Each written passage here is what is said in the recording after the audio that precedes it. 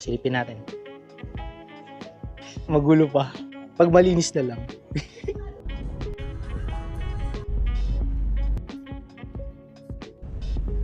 Okay, so ngayon nandito kami ngayon sa Laguna and binisita namin yung project dito na 2 to 3 story commercial building.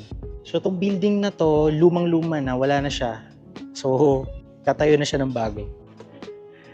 So ayun, ito yung site na ayusin. Maraming gamit ngayon kasi may lumang nakatayo dito. So yung usual na ginagawa kapag magpapadesign, so pupuntahan namin yung site. This is the very first time na napunta kami sa site. Ang ginagawa namin, tinitingnan namin yung condition ng site, yung community, ano yung mga strength and weaknesses niya. So at this time, kaka-demolish lang ng lumang building and inaalam namin kung ano yung mga potential na pwede pang idagdag or pwedeng i-layout dito sa mixed-use commercial building ng client namin dito sa Laguna.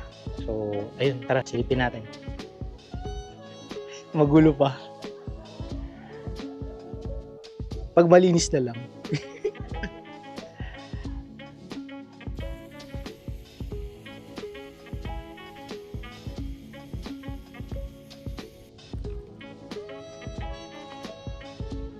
Demolish na yung existing nung lumang building. So, i-design natin siya ng bagong mixed-use building.